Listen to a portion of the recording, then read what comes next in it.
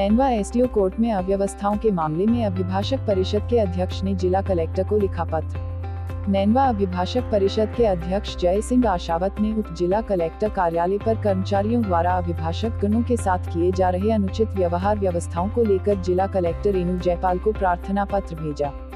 उक्त संदर्भ में जानकारी देते हुए अभिभाषक परिषद अध्यक्ष ने बताया कि काफी लंबे समय से उप जिला कलेक्टर महोदय के कार्यालय में कर्मचारियों द्वारा अभिभाषक गण के साथ सही व्यवहार नहीं किया जा रहा है तथा यह कहकर कि उप जिला कलेक्टर महोदय छुट्टी पर है, कागज भी नहीं लिए जा रहे हैं।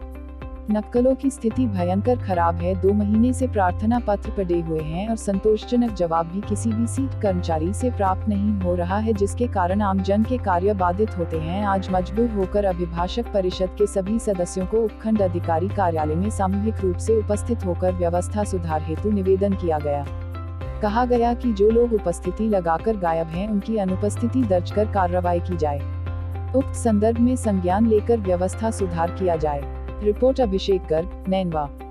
एसडीओ साहब काफ़ी लंबे समय से छुट्टी पर हैं और उसका नाजायज़ फ़ायदा मानो या किसी की शय मानो, यहाँ के कई कर्मचारी सुबह हाजिरी लगाकर गायब होते हैं और पूरा दफ्तर खाली रहता है। हमारे जब एडवोकेट्स किसी तरह का कोई प्रार्थना पत्र पेश करने आते हैं तो वो बेरंग वापस उनको जाना पड़ता है कि साहब नहीं है, साहब के आने पे पेश करना। मेरा ये निवेदन है इनसे सबसे कि सब ऑफिसर छुट्टी पे जाता है, ऑफिस छुट्टी पे नहीं जाता।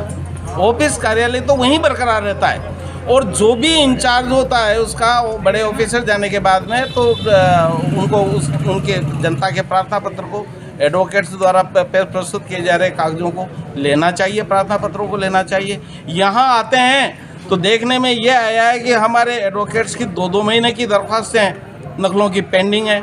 जो एडवोकेट्स नकलों की दरख्वास्त से पेंडिंग है उनकी तो पेंडिंग ही चल रही है और वो किस मिजाज से दूसरे लोग लेके चले जाते हैं उसी की नकलें, ये हमारे भी समझ के बाहर आ रही है। अब आज का मैटर ये था कि सुबह से हमारे एक सीताराम जी एडवोकेट हैं नागर, वो 2 बार दरख्वास्त 3 बार दरख्वास्त से लेकर आ गए। उनकी दरख्वास्त से लेने को यहाँ कोई तैयार नहीं।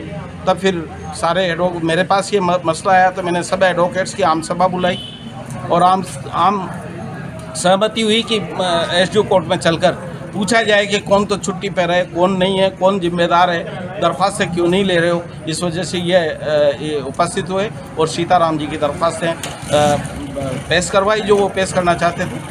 और इस तरह से अब उन्होंने ये कहा है कि जो कर्मचारी आज नहीं है वो अनुपस्थित, उनकी सीएल लगा दी गई है, उनकी दरख्वास्त से पड़ी हुई थी तो ये पेंडिंग क्यों रखी शाम 5 बजे तक। ये इस समय 4 बजने के आसपास का समय हो रहा है और चेतावनी दी है और कलेक्टर साहब को इस घटनाक्रम से अवगत करवाया ईमेल के माध्यम से। पॉपुलर न्यूज ऐप जो दिखाए सच। चुने अपना शहर और पढ़ें अपने शहर की खबरें। देश प्रदेश की खबरें जानें केवल एक क्लिक में। निःशुल्क व्यक्तिगत विज्ञापन खरीदना बेचना हुआ आसान।